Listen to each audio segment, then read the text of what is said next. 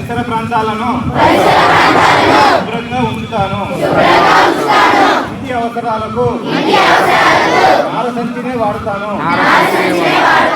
ఇంధన వాహనాల కన్నా సైకిల్ ని ఎక్కువగా వాడుతాను. భారత్ మాతాకి భారత్ మాతాకి వందే వందే. Thank you.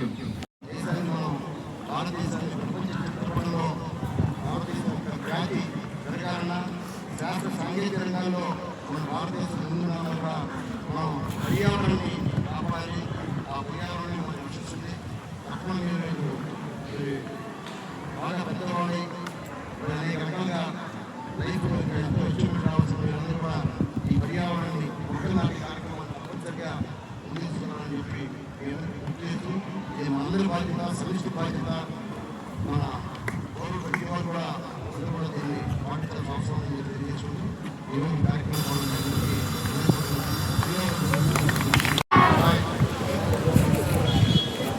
ఈరోజు నేను చదువుకున్న ఈ స్కూల్లో మళ్ళీ ఈరోజు నేను రావడం జరిగింది. ఈరోజు మంచి కార్యక్రమం మనం ఈరోజు చదువుని చెట్టుగా మనం మాట్లాడుతూ ఉంటే ఇటువంటి చెట్లు ఇంకా బాగా పెరగాలి, ఈ పర్యావరణాన్ని కాపాడాలి. ఇప్పుడే రంజిత్ గారు చెప్పిన విజయవాడని ప్రత్యేకంగా రంజిత్ గారు వచ్చారు. ప్రతిరోజు కూడా విజయవాడ నగరంలో ప్రతిరోజు బాగా వెళ్దాం. ఫైనాన్స్గా అది ఎక్కడ ఇబ్బంది లేదు. ఆయన వ్యాపారం ఆయన చేసుకుంటూ ప్రతిరోజు విజయవాడ నగరంలో ఏదో పక్కన మొక్కలు నాటుతారు. ఎండాకాలం అయినా సరే నీళ్లు తీసుకెళ్ళి అక్కడ నీళ్లు పోసి మొక్క నాటుతారు. మొక్క నాటకుండా ఆయన నిద్రపోవడం. అటువంటి వ్యక్తి రంజిత్ కుమార్. అక్టోబర్ 2వ తారీఖు మా హై స్కూల్లో గాంధీ గారి జనాన్ని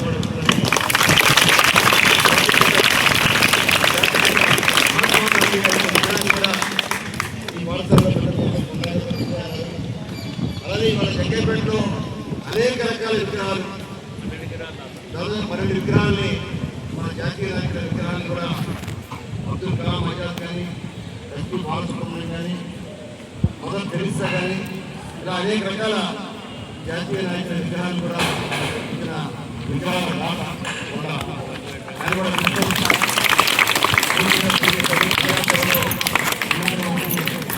ఈ కార్యక్రమానికి చేశారు.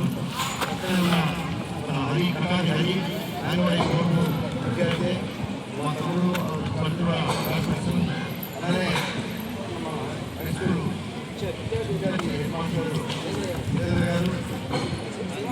శివ గారు, ఇంకా స్కూల్ ఉపాధ్యాయులు విద్యార్థులు అందరూ కూడా ఈరోజు ప్రతి ఒక్కరు కూడా మీ ఇంట్లో కూడా చక్కని చెట్లు పెడతారు. పళ్ళ చెట్లు, జామ చెట్లు, దానిమ్మ చెట్లు, ఏ ఉత్సవం ఉంటే ఆ ఉత్సవాన్ని తప్పకుండా పెడతారు. పూర్తిగా స్థలం ఉన్నా సరే, ఇంటి ముందు కానీ ఇంటి వెనక కానీ స్థలం ఉంటే చివరికి అద్దె ఇంట్లో ఉన్నా సరే తప్పకుండా ఒక మొక్కని నాటాలనే ఒక సంకల్పాన్ని మనం నేర్చుకోవాలి. తప్పకుండా మనం రక్షించేది ఈ పర్యావరణాన్ని రక్షిస్తుంది. ప్రస్తుతం మనం కాలంలో ఎండాకాలం పెద్దగా ఎండలు ఉంటున్నాం, వర్షాకాలం వర్షాలు పడుతున్నాం, శీతాకాలం చలి ఉండలేదు. దీనికి కారణం పర్యావరణాన్ని సమతుల్యంగా మనం చూసుకోవాల్సిన బాధ్యత ప్రతి ఒక్క పౌరులో ఉంది. కాబట్టి తప్పకుండా మొక్కల్ని మరి ఇందాక చెప్పినట్టుగానే రంజిత్ గారు చెప్పారు. ప్రతి వాళ్ళు కూడా ఇవాళ ఒక మనిషి 24 చెట్లు అంటే ఫారెస్ట్ కోటలు చేసుకుంటాయి. మనం కొత్త పెద్ద ఫారెస్ట్ అయితే కొన్ని లక్షలు చేసుకుంటాయి. యావరేజ్గా చేసుకుంటే ఇవాళ మనిషికి 24 చెట్లు ఉన్నాయి.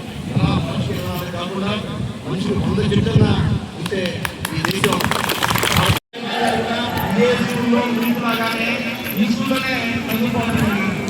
మరి అలాంటి వ్యక్తి ఇవాళ రాజకీయాల్లో ప్రముఖంగా ఉన్నటువంటి వ్యక్తి మన ముందుకు వచ్చి మరి మాట్లాడటం అనేది మనందరం చాలా సైలెంట్గా వారు మాట్లాడుతుంటే విని అందరూ కూడా వారు చెప్పేది చాలా శ్రద్ధగా వినాలని